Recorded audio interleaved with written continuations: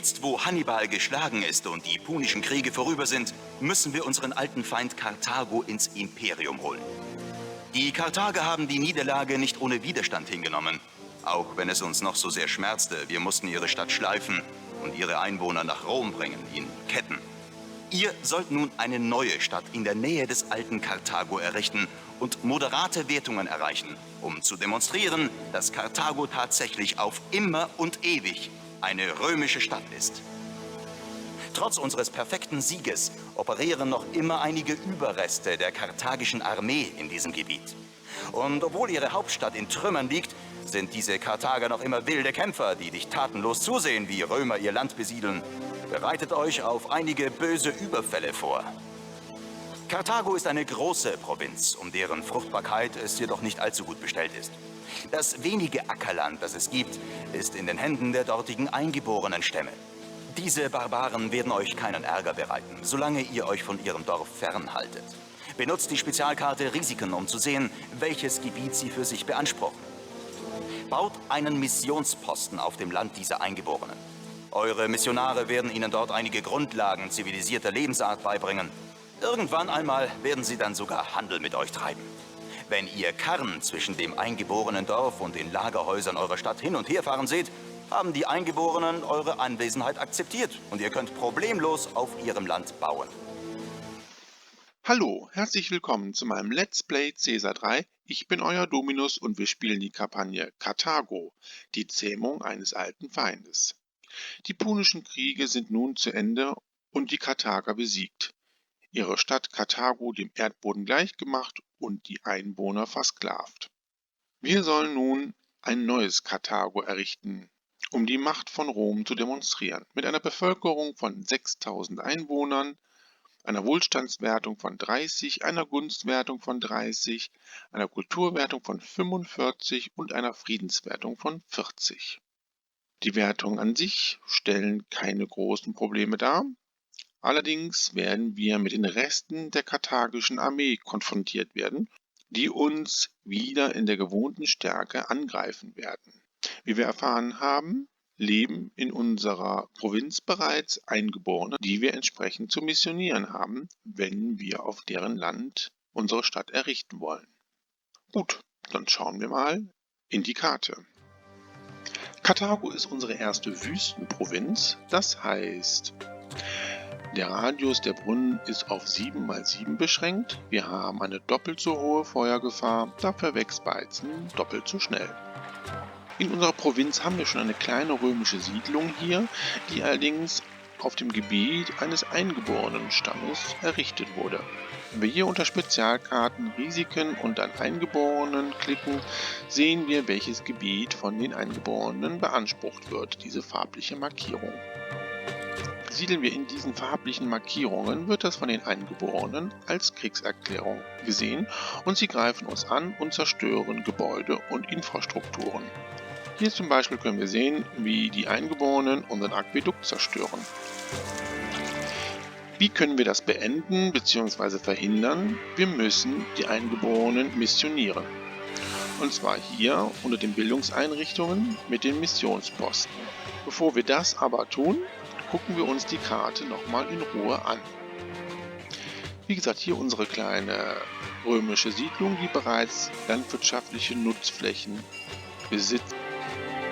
Hier oben im Norden haben wir die Küste, die sich hier entlang zieht mit kleineren Inseln und wir können sehen, es gibt Fischgründe, hier durch die Möwen gekennzeichnet, heißt wir können hier für die Nahrungsmittelversorgung mit Fischfang arbeiten.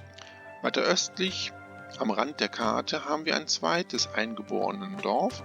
Dieses hat auch hier kleine landwirtschaftliche Nutzflächen.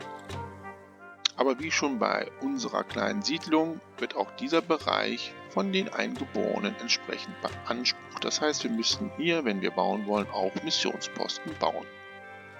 Der weitere Bereich der Karte ist relativ offen mit kleineren Baumbeständen. Ja, schauen wir mal, was wir produzieren können. Wir können Obst, Oliven und Reben anbauen.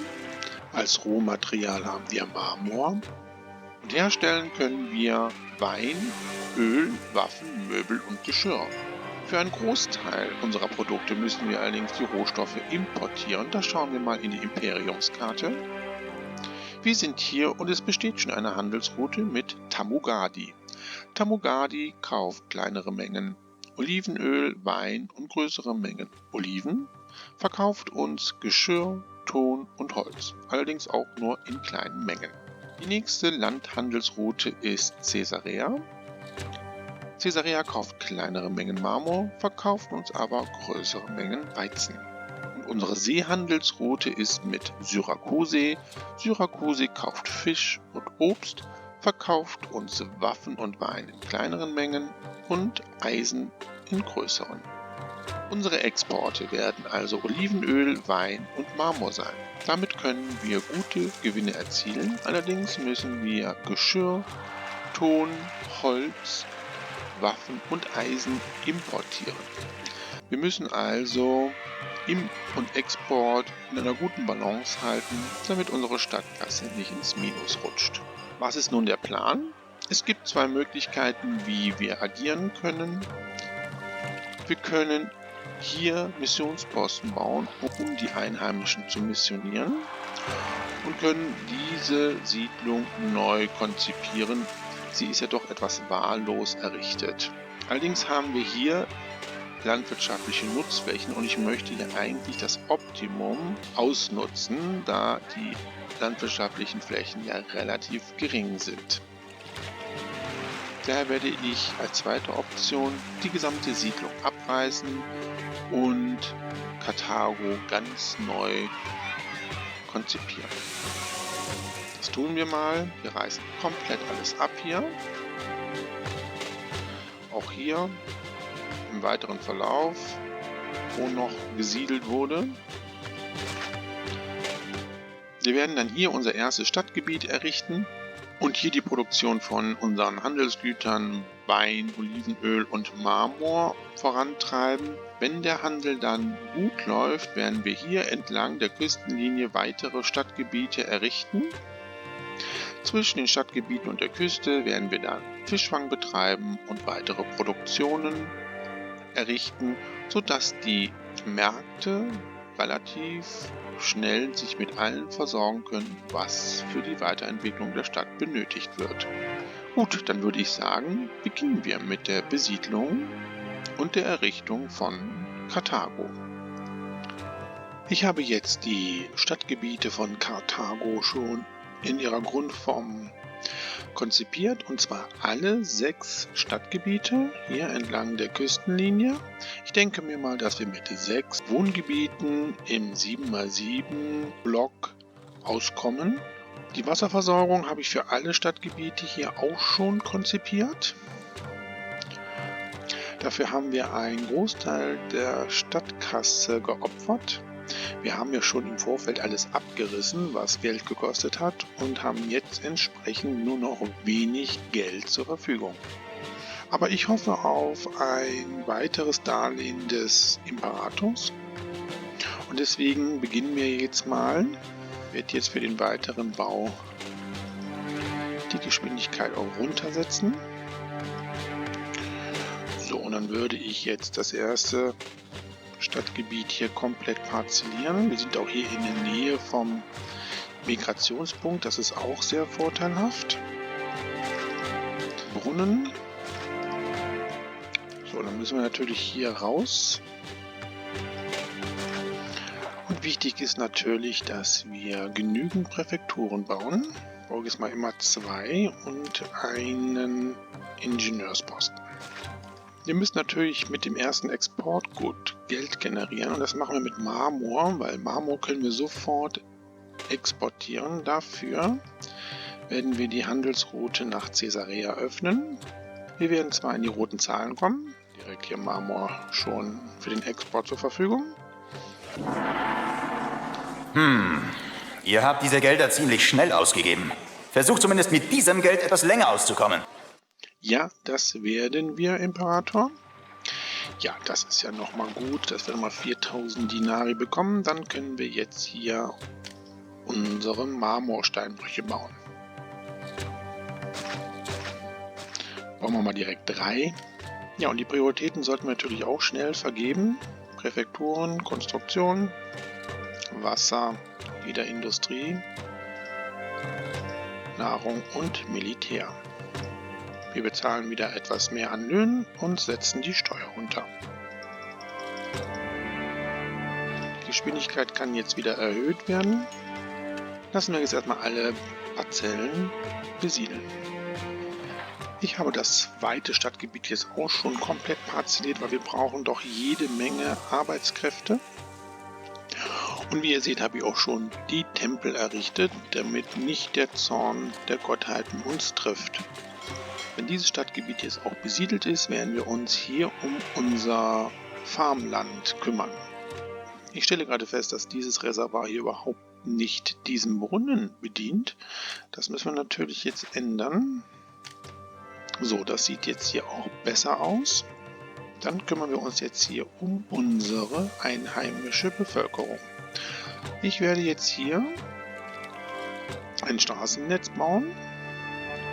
Wir bauen jetzt den Missionsposten, weil der braucht Arbeitskräfte. Er braucht allerdings keinen direkten Zugang zum Arbeitsmarkt. Da sehen wir ihn, den Missionar, und da, wo er entlang geht, verschwindet die Kennzeichnung. Er braucht auch keinen Ingenieursposten und Präfektur zum Schutz.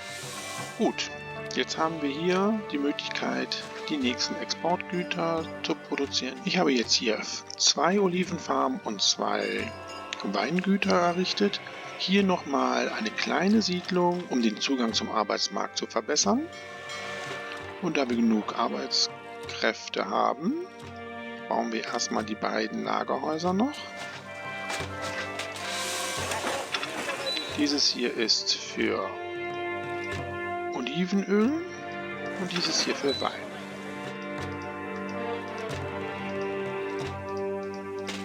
Ja, und dann können wir schon die ersten Ölpressen bauen. Da baue ich jetzt erstmal nur 2 und auch erstmal nur 2 Weinkeltereien. Wenn wir nachher genug Arbeitskräfte haben, bauen wir entsprechend mehr. Was übrigens in dieser Mission auch sehr interessant ist, im Handelsberater ist der Export von Wein und Öl bereits eingestellt. Achtet aber darauf, dass das über 5 Einheiten eingestellt ist. Das könnt ihr natürlich ändern, sonst dauert das, bis ihr Wein und Öl exportieren könnt. Also stellen wir das auch auf 0. So, unsere Exporte laufen eigentlich gar nicht schlecht. Jetzt werden wir mit der Nahrungsmittelproduktion beginnen. Ja, und hier sehen wir zum Beispiel den Händler des eingeborenen Dorfes, der jetzt mit uns Handel betreibt. Im Moment hat er leider aber keine Ware, die er kaufen kann. Das heißt aber, ihr könnt natürlich mehr produzieren, als wir durch unsere Handelspartner verkaufen können, weil hier die beiden Siedlungen kaufen auch jede Menge Ware. Ich habe nun unsere Nahrungsmittelproduktion durch Fischfang jetzt aufgebaut mit der Werft und jede Menge Kaianlagen. Habe hier auch nochmal eine kleine Siedlung errichtet und natürlich jede Menge Präfekturen und Ingenieursposten. Wir haben jetzt genug Fisch hier im Silo, 800 Einheiten. Dann können wir jetzt den Markt bauen. Ja, und ihr seht, die Stadtkasse ist eigentlich gut gefüllt, und mit dem nächsten Bevölkerungsschub, den wir jetzt bekommen, werden wir nochmal ein paar Olivenpressen und Weinkeltereien bauen, und dann sollten wir dringendst mit dem Aufbau unserer Armee beginnen. Ja, wir verschönern das mal hier noch ein bisschen. Wir brauchen jede Menge Arbeitskräfte. Ja, ich werde mal hier den Tempel versetzen, weil ich werde jetzt hier den Markt für das zweite Stadtgebiet auch schon errichten. Jetzt, wo wir doch wirklich gut exportieren, bauen wir mal unsere Kasernen. Ich baue direkt 2. Und die Militärakademie. Sehr gut, die passen hier wunderbar rein. Und werde jetzt sofort das erste Fort für die Wurfspeerträger errichten. Unser Militär errichten wir hier. So, dann will ich hoffen, dass wir schnell das Fort voll haben. Ja, mit 1000 Einwohnern sind unsere Gottheit mit einem Tempel nicht zufrieden. Also erstmal feiern wir mal ein Fest für Mars. Und dann müssen wir weitere Tempel errichten.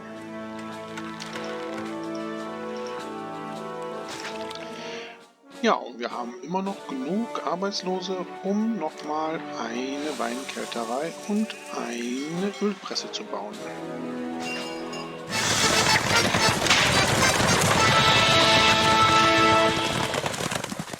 Und der Imperator hat seine erste Forderung: 10 Einheiten Öl. Gut, wir produzieren ja Gott sei Dank genug. Dann werden wir das mal hamstern. So, und einen Marmorsteinbruch errichten wir auch noch.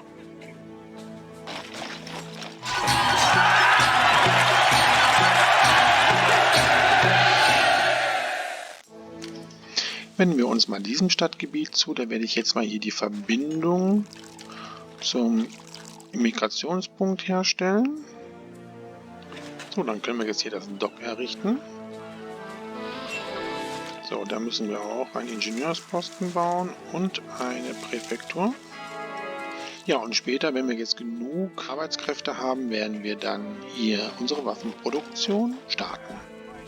Ich finde, unsere Entwicklung von Karthago ist schon ziemlich gut. Ich bin recht zufrieden. Wir werden jetzt hier nochmal ein paar Verschönerungen machen. Ja, dank unserer eingeborenen Dörfer, die regen Handel mit uns betreiben, können wir sogar noch einen Marmorsteinbruch bauen. Wir haben 10 Einheiten Öl im Lagerhaus, dann verschicken wir mal direkt die Forderung und können Öl dann wieder verkaufen. Wir werden jetzt die Nahrungsmittelproduktion etwas aufstocken. Ich habe hier schon diese Insel mit einer Schiffsbrücke verbunden. So, hier können wir auch schon einen Kai noch hinbauen und hier auch. Wir werden dann hier das zweite Silo errichten. Ja, und Mars segnet uns. Das ist super. Ein Schutzgeist, der unsere Stadt beschützt. Bei dem Bau der Kai-Anlagen müsst ihr hier aufpassen. Ihr könnt hier nur 2 errichten. Ihr könnt diesen hier auch noch errichten, nur könnt ihr hier keine Straße dran bauen. Deswegen müssen wir das leider so lassen.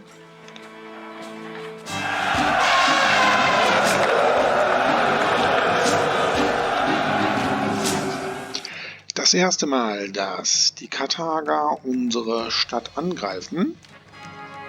Ja, und der Imperator bedankt sich für das Öl. Bitteschön. Dann wollen wir mal schauen,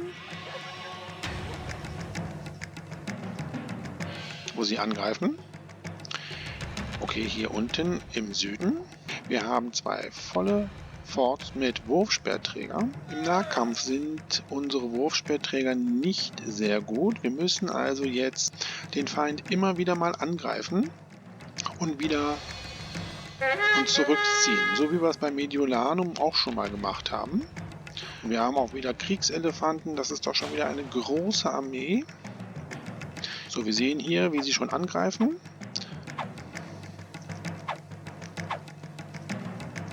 Wir müssen sie anklicken und relativ schnell wieder abziehen. Wie gesagt, wir dürfen nicht in Kontakt mit denen geraten.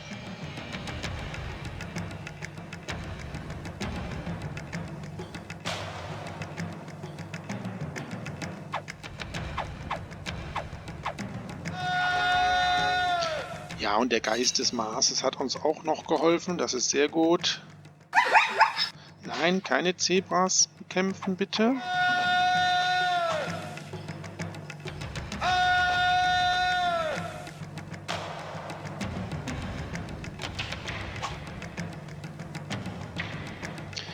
Ja, und so kann man den Feind auch dezimieren.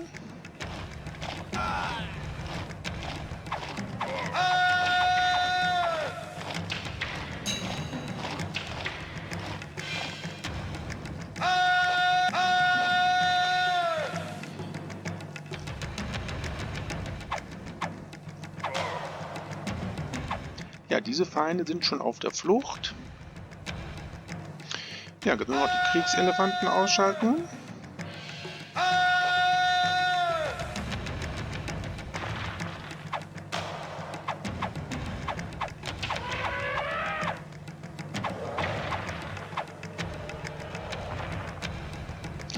Ja, sehr gut. Mit dem Schutzgeist des Marses und nur 2 Forts von Wurfspeerträger haben wir den Feind besiegt. Das ist super. Dann könnt ihr zurück. Das war wirklich sehr gut gewesen. Wir werden jetzt die Waffenproduktion beginnen. Dafür brauchen wir das Lagerhaus, die Handelsroute nach Syrakuse eröffnen. Und dann werden wir jetzt Eisen importieren.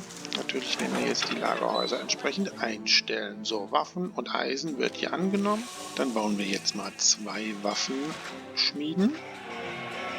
Und wir müssen hier unsere übrigen Lagerhäuser entsprechend einstellen, dass hier überall Waffen und Eisen rausgenommen wird.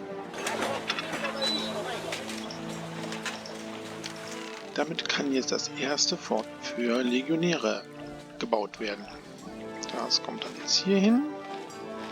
Dann errichten wir jetzt die Kulturgebäude, Schule, Bibliothek und Theater.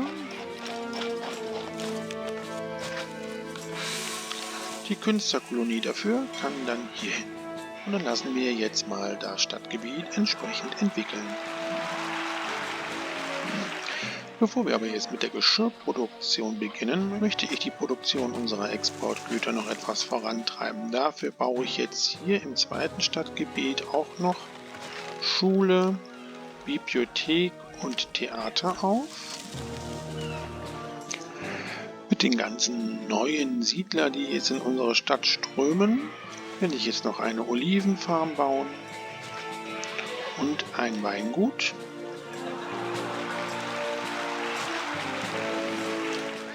Das hier noch ein bisschen ändern. Ja, und dann können wir wirklich noch einen Marmorsteinbruch hier bauen. Ja, und hier diese Siedlung, die sollte, glaube ich, jetzt auch mal mit Nahrungsmitteln versorgt werden. Dafür baue ich dann jetzt hier noch einen Markt und den Tempel des Merkur natürlich wieder aufbauen.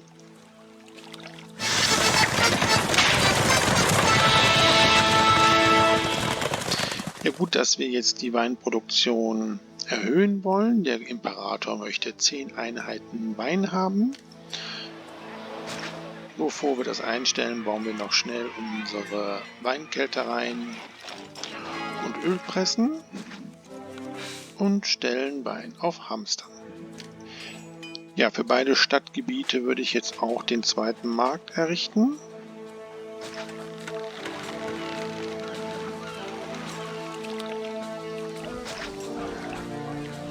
Und dann denke ich mir, ist die Entwicklung mehr als gut.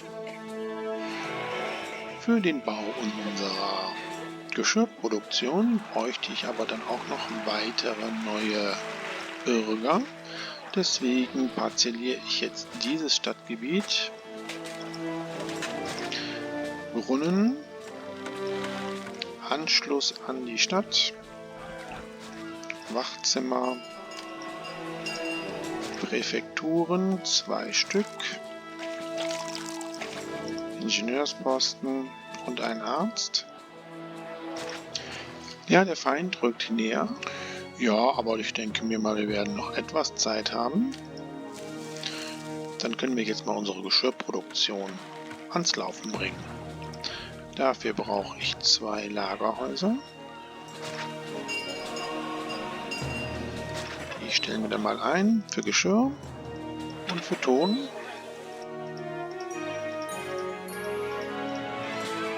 Importieren den Ton und bauen jetzt mal 4 Töpfereien.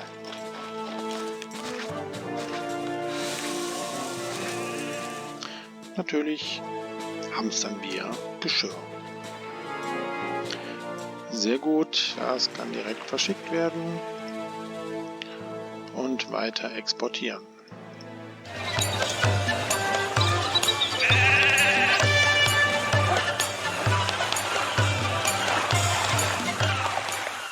(2000 Einwohner zählt jetzt Karthago und die Entwicklung ist sehr gut.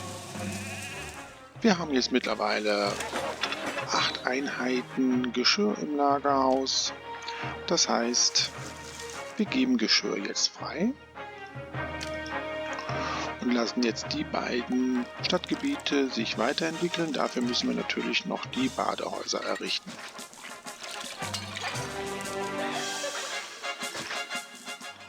Für den nächsten Bevölkerungsschub möchte ich hier diese Insel jetzt auch besiedeln und entsprechend für den Fischfang mit Kaianlagen versehen. Dafür roden wir jetzt mal hier diesen ganzen Bereich und natürlich ganz wichtig, eine Schiffsbrücke errichten. Das sollte jetzt die Nahrungsproduktion erstmal wieder nach oben bringen. Wir haben hier auch nochmal eine kleine Siedlung errichtet, da können wir jetzt auch noch einen Garten bauen. Ja, und ich würde jetzt hier auch Tempelanlagen errichten.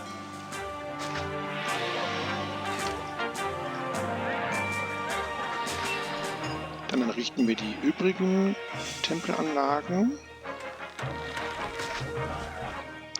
Ja, und dieses Stadtgebiet werden wir auch mit Kulturgebäude jetzt versehen. Ja, dann denke ich mir mal, können wir jetzt auch die Amphitheater errichten. Mit der Gladiatorenschule. Die kann dann hier neben der Künstlerkolonie hin.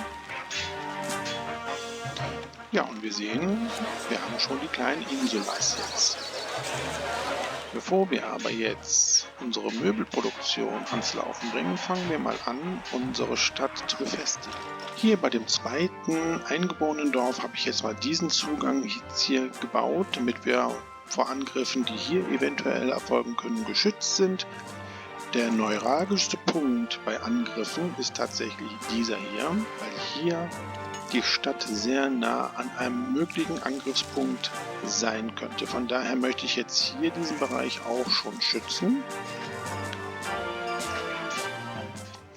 So, und Türme möchte ich hier auch gerne haben. So, hier haben wir alle Türme jetzt mit der Straße verbunden und haben hier auch nochmal eine kleine Siedlung, damit die Türme auch entsprechend Zugang zum Arbeitsmarkt haben. Ja, und eine Verbindung zur Kaserne haben wir auch. Und wir haben auch hier schon die erste Ballista auf dem Turm. Gut.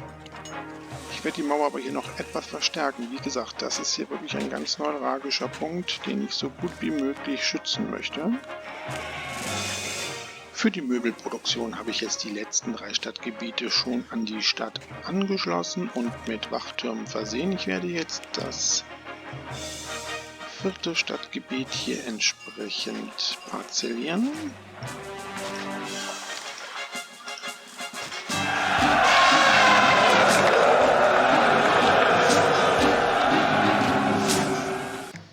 Das zweite Mal greift uns die karthagische Armee an.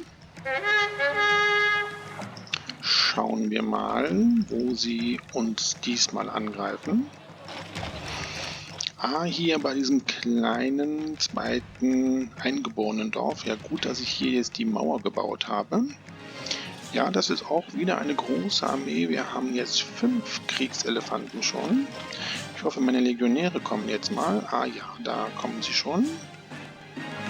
Okay, sie sind durchgebrochen.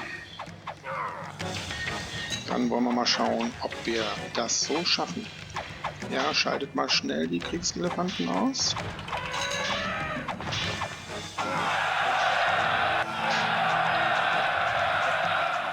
Ui, das war knapp gewesen. Das sieht ganz schön verlustreich aus. Okay, gut. Ihr könnt zurück. Wir haben ja 2 Kasernen. Das sollte jetzt schnell wieder aufgefüllt sein, hoffentlich. Und dann sollten wir unser Militär wirklich weiter ausbauen.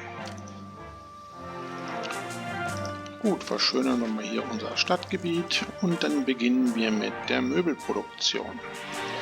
So, für die Möbelproduktion brauchen wir wieder Lagerhäuser, 2 Stück, die wir entsprechend einstellen. Möbel und Holz. Holz importieren, Möbel hamstern. So, und dann bauen wir auch mal 4 Möbelschreinereien. Naja, ich habe direkt 5 gebaut. der wachsenden Einwohnerzahl müssen wir jetzt auch unsere Nahrungsmittelproduktion etwas verbessern. Wir bauen jetzt mal hier ein zweites Silo.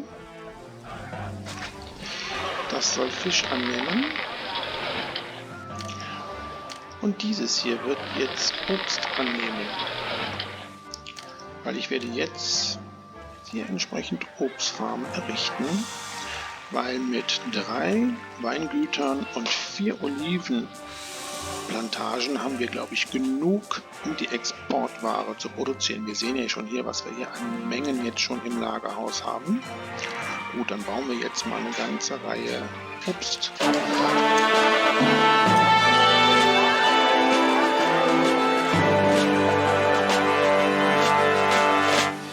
Ja, passend zu den wachsenden Einwohnerzahlen hat jetzt Karthago 3000 Einwohner erreicht.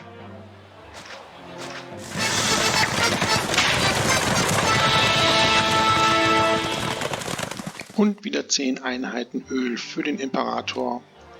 Da haben wir aber, glaube ich, genug im Lagerhaus. Ja, das können wir sofort wegschicken.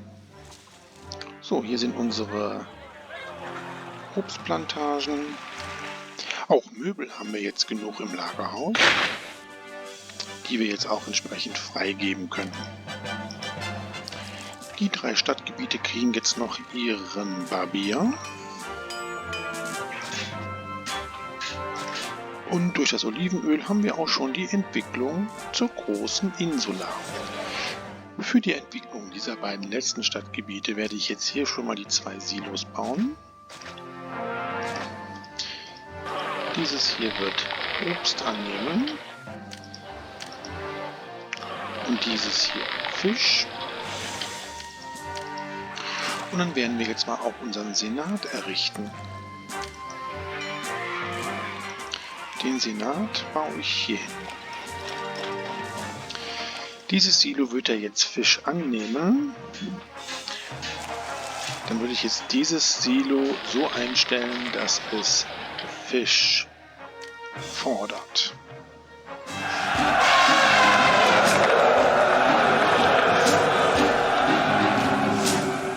Ja, und wir werden das 3. Mal von der karthagischen Armee angegriffen.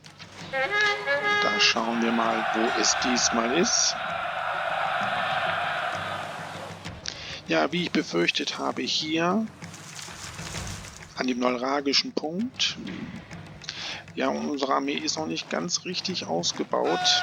Es fehlen uns noch Legionäre. Das wird ein harter Kampf werden. Dann wollen wir mal schauen, wie dieser Kampf ausgeht. Gott sei Dank haben wir diesen Bereich gut befestigt und mit Türmen versehen.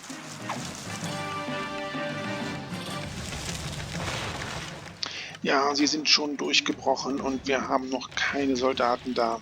Das sieht nicht gut aus für uns. Die ersten Gebäude sind schon zerstört worden. Oh je, das wird nicht so, wie ich mir das vorstelle. Ja, unsere Legionäre sind noch nicht da, aber unsere Wurfspeerträger sind schon mitten im Schlachtgetümmel.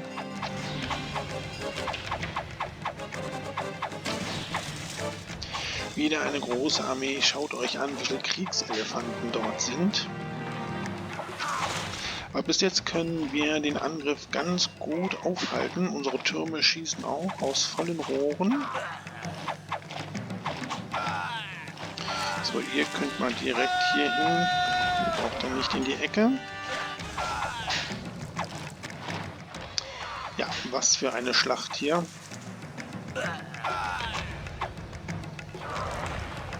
Ja, der erste Kriegselefant ist auch schon beseitigt.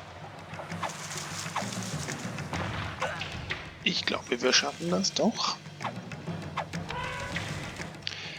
Wir haben tatsächlich diesen Angriff überstanden und die Zerstörungen sind doch im Rahmen. 2 Obstplantagen und hier einige Wohngebäude. Naja, auch unsere Mauer hat etwas gelitten, aber wir haben es geschafft. Zurück zum Port und hoffentlich sind die Soldaten bald wieder alle vollzählig. Alle Kriegsschäden sind beseitigt. Zwar wird unsere Friedenswertung etwas absinken, aber ich hoffe mal, dass wir weitere Angriffe gut überstehen werden. Mit dem Senat können wir jetzt auch unsere Foren bauen.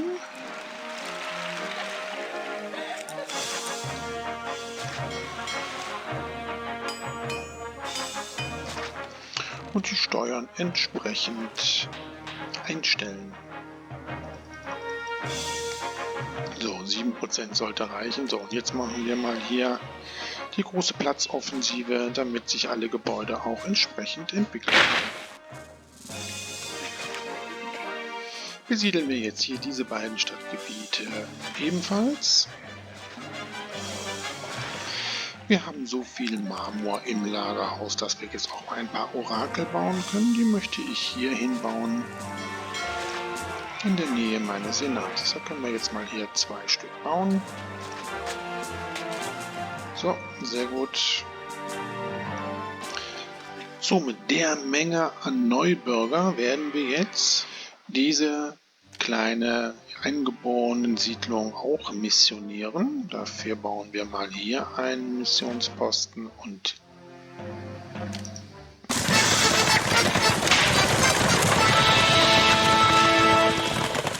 ja, bevor wir weiter missionieren, erstmal 10 Einheiten Wein für den Imperator und wir können mehr Weizen einkaufen. Okay, das ist jetzt im Moment nicht nötig. Schicken wir erstmal den Wein weg. Wir haben mehr als genug im Lagerhaus. So, dann bauen wir jetzt hier mal das ein bisschen aus. So, dann haben wir jetzt hier die ganzen Obstplantagen gebaut. Wir hätten noch die Möglichkeit, hier auch noch welche zu errichten. Das machen wir aber später. Nun stellen wir noch eine Verbindung her.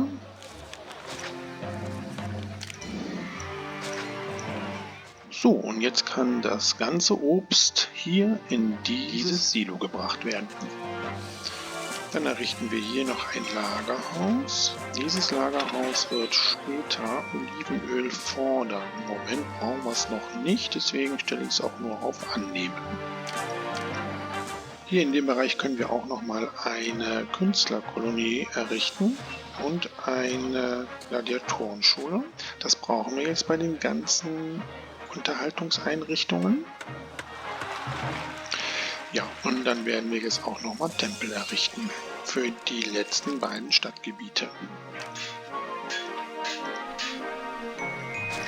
Die Grenzen des Imperiums haben sich verändert. Da schauen wir mal in die Imperiumskarte. So wie es scheint, hat sich die Grenze hier nach Westen hin erweitert. Und wir haben eine neue römische Stadt, nämlich Volubilis. Normalerweise kriegen wir immer einen neuen Handelspartner, wenn sich die Grenzen des Imperiums geändert haben. Diesmal scheint das nicht so der Fall zu sein. Na gut. Bauen wir hier noch weiter Obstfarmen auf. So, damit sind jetzt hier auch alle landwirtschaftlichen Nutzflächen belegt. Ja, schauen wir mal auf die Wertungen. Kulturwertung ist fast erreicht, Wohlstand ist erreicht, Frieden durch den letzten Angriff etwas gesunken, müsste aber auch bald geschafft sein und die Gunst auch. Ja, da müssen wir jetzt nur noch unser Bevölkerungslimit entsprechend erreichen. Beginnen wir mal hier entsprechend mit einem Badehaus und hier können wir die Kultureinrichtungen bauen. Für die wachsende Bevölkerungszahl würde ich jetzt auch die Lebensmittelversorgung noch erhöhen. Obstplantagen können wir jetzt nicht mehr bauen. Wir haben jetzt alle landwirtschaftlichen Flächen bebaut. Bleibt uns nur noch der Fischfang. Ich werde jetzt hier diese Insel noch entsprechend bebauen. So, mit den ganzen Kaianlagen sollte aber die Versorgung mit Fisch kein Problem mehr sein. Diese Kaianlagen hatte ich ja schon im Vorfeld gebaut. Das baue ich jetzt hier noch ein bisschen um. Jetzt wird es aber auch mal Zeit, dass ich mein Haus baue. Das werde ich hier bei diesem ersten kleinen eingeborenen Dorf errichten, der guten Nachbarschaft wegen. So, dann errichten wir auch nochmal 2 Orakel.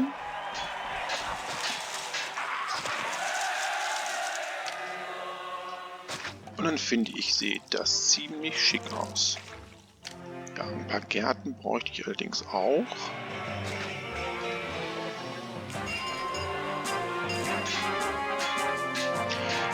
Und wir haben wieder einen Aufstand.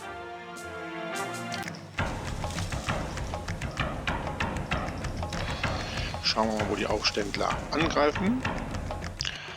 Hier unten in der Nähe unserer Forts, die sich hier schon Gott sei Dank wieder gut gefüllt haben.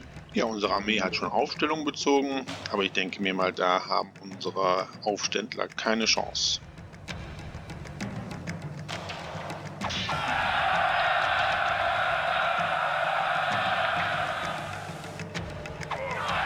Ja, da wird gerade kurz ein Prozess gemacht.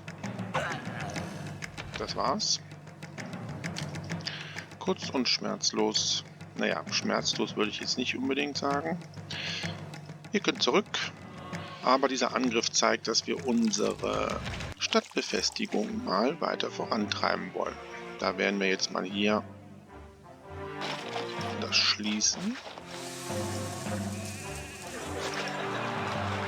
Hier kommt noch ein Wachzimmer rein, damit wir einen Zugang für unsere Soldaten haben. Ja, und mir ist auch nicht ganz klar, warum ich hier so einen großen Bogen mit dem Aquädukt gebaut habe. Wahrscheinlich wollte ich hier noch weiter bauen. Das ändere ich jetzt mal um. Das brauchen wir jetzt wirklich nicht so groß. Dann können wir nämlich die Mauer hier ziemlich nah dran bauen. So, warten wir jetzt erstmal wieder ein bisschen.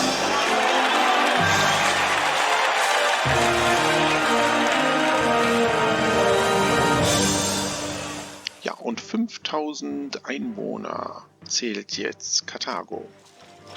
Ja, verschönern wir mal hier unseren Bereich vom Senat und werden jetzt hier diese ganzen Bereiche auch mal entsprechend bebauen, sodass unser Zentrum von Karthago auch repräsentativ ist.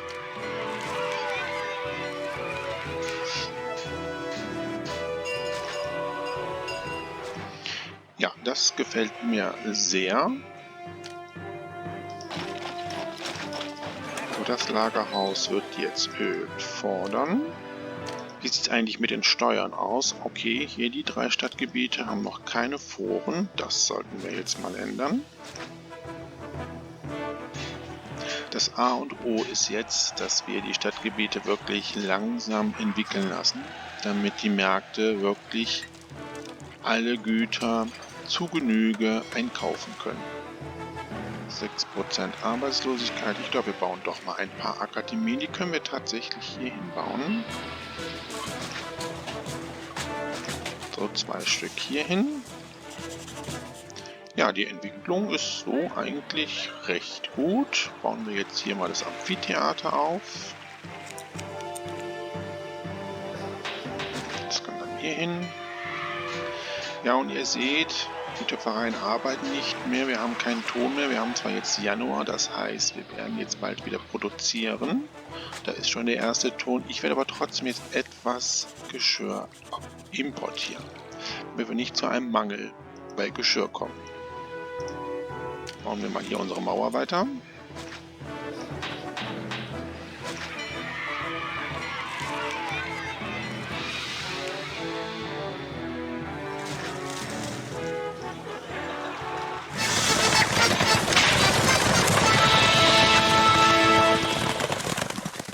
Ja, und der Imperator benötigt wieder 15 Einheiten Öl.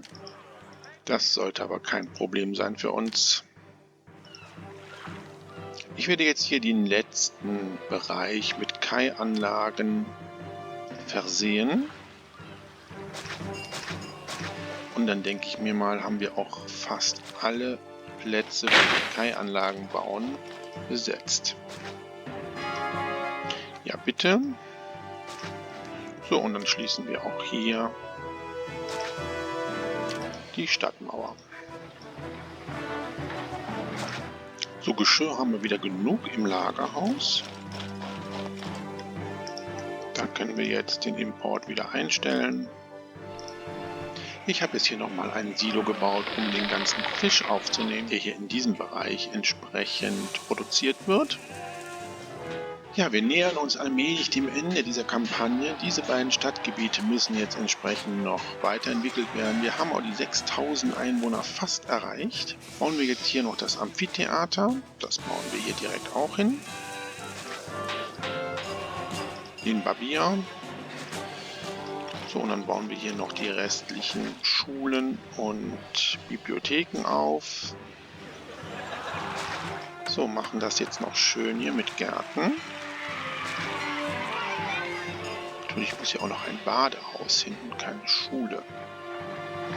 So schnell haben sich die letzten Stadtgebiete jetzt entwickelt. Dann schauen wir uns Karthago nochmal in Ruhe an.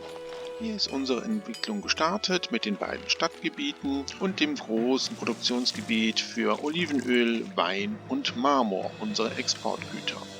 Wir sind dann hier weiter gewandert und haben diese beiden Stadtgebiete hier besiedelt, haben den Senat gebaut, hier das große Produktionsgebiet für Geschirr und Möbel. Ja, und ganz zum Schluss hier diese beiden Stadtgebiete. Nahrungsmittelversorgung hier durch die ganzen Kai-Anlagen, die wir hier auf den Inseln und an der Küste errichtet haben. Später dann hier Obstplantagen. Bei dem kleinen eingeborenen Dorf habe ich meine Villa errichtet. Und hier bei dem zweiten eingeborenen Dorf nochmal jede Menge Obstplantagen. Unser Militär mit den 6 Forts. Jetzt, wo neue Bürger in die Stadtgebiete ziehen und wir die 6000 Einwohner erreicht haben und auch alle Wertungen entsprechend erfüllt haben, beenden wir diese Kampagne. Wir haben es geschafft. Wir haben Karthago so errichtet und entwickelt, wie Caesar es vorgegeben hat, und er befördert uns zum Ädil.